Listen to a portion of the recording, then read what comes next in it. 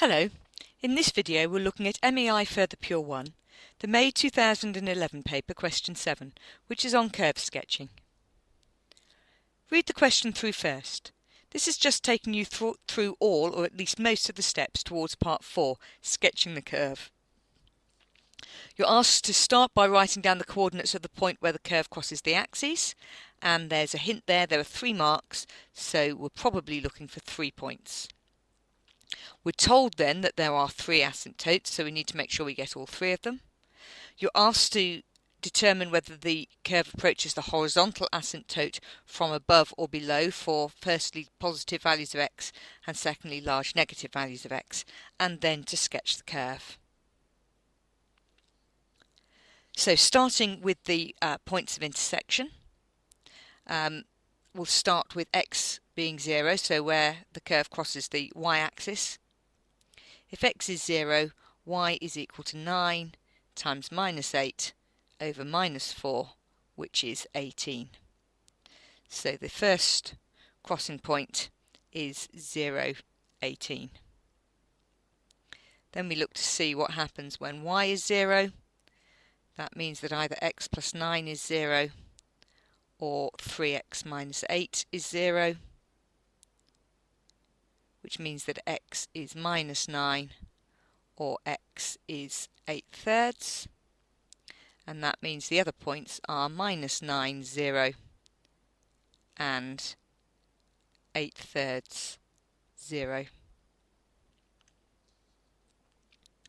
For the asymptotes, the vertical asymptotes are the x values which give a 0 denominator, so x squared minus 4 equals 0 would give x equals 2 and x equals minus 2. And for the horizontal asymptote, for large values of x, y is approximately equal to, well, x plus 9, the plus 9 won't make much difference, nor will the minus 8, nor will the minus 4 on the bottom. So that is 3. So horizontal asymptote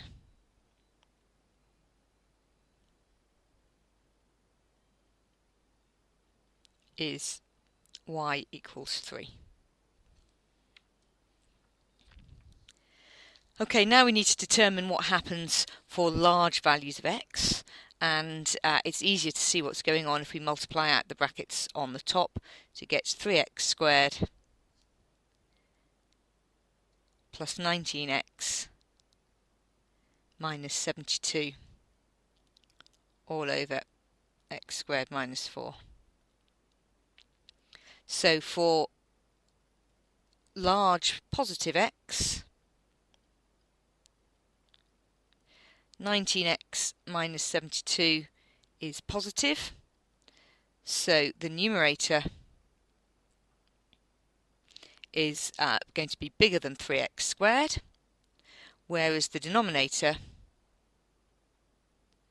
is less than x squared, so y is going to be bigger than 3.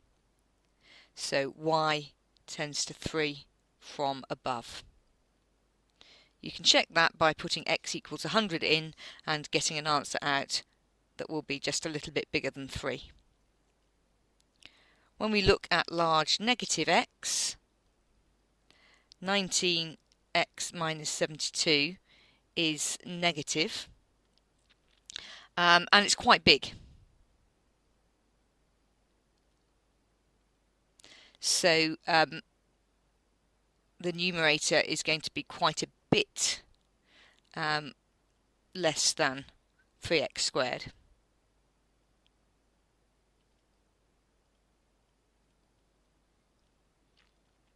Whereas the denominator is a little less than x squared. So y is going to be slightly under 3. Y tends towards 3 from below. And again, you can check, or in fact it's perfectly acceptable as an alternative method, just to plug in a large negative value for x and see that y is a little bit smaller than 3. Now, it doesn't specifically ask you to do it, but it's always a very, very good idea to make sure that you've checked what happens as x approaches the asymptotes. So we'll do this systematically. Starting as x tends to -2 from below, so working from left to right, y is going to be, so x is -2, so +9 is positive, 3x -8 is going to be negative, and it's a little bit lower than -2, so when you square it, it'll be bigger than 4, so the denominator is going to be positive. So that is going to be negative. So y will be tending to negative infinity. As x tends to -2 from above,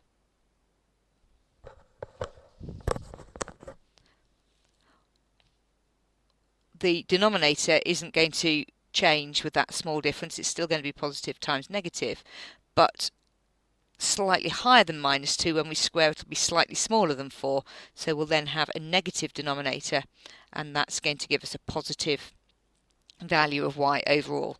So y will be tending to positive infinity. And then for the other asymptote, as x tends to +2 from below,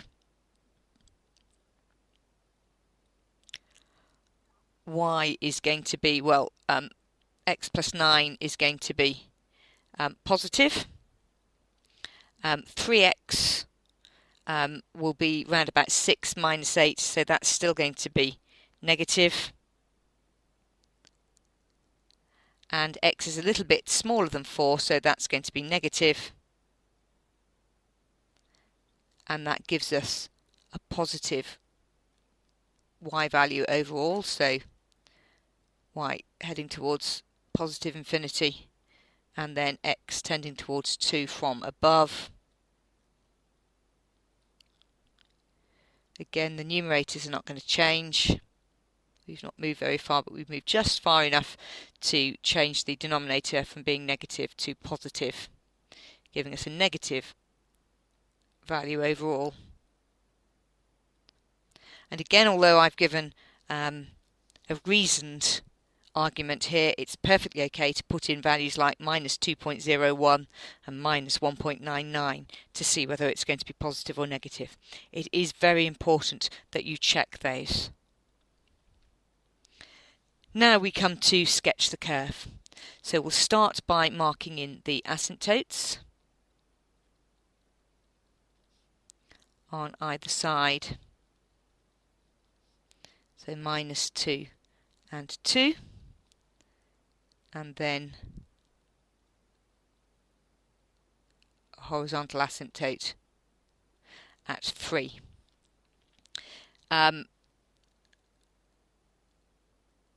We know that it tends to 3 from below for large negative, and that it tends to 3 from above for large positive. We know that as it approaches -2 from below, it was tending to minus infinity. These are all on the previous page. And when it tended to -2 from above, that was positive infinity. As it tended towards 2 from below, that was positive again, and 2 from above was negative.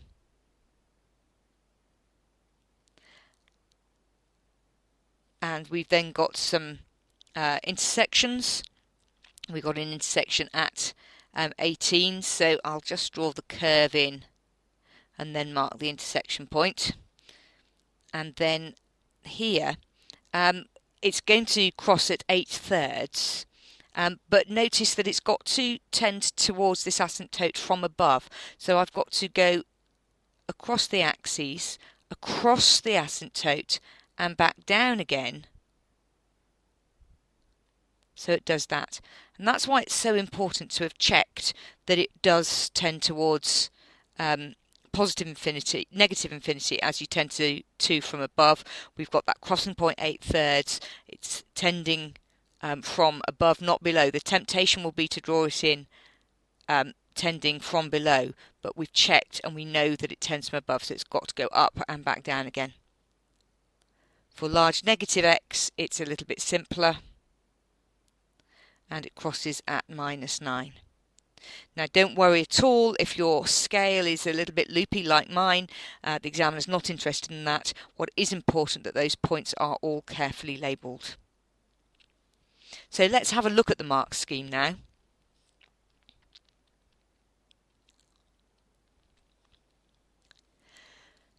There's a mark for each of the intersections with the axes, and then a mark for each of the asymptotes. There's no marks for any working, but obviously it's a good idea to do that so that when you come back to check, you can see what your thinking was and see whether you've made any mistakes. For part 3, there is a method mark for evidence of reasoning, and that can be algebraic or numeric.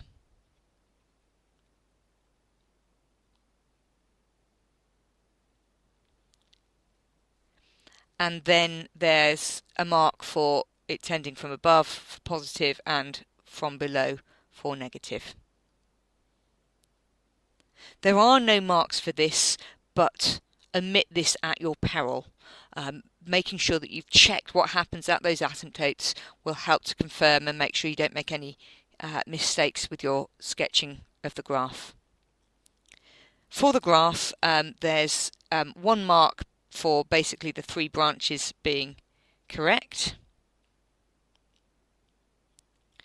There's another mark for the asymptotes correct and labelled. And you can either label them, say, x equals 2, or you can label where they cross the axis as long as it's clear. And B1 for the intercepts correct and labelled.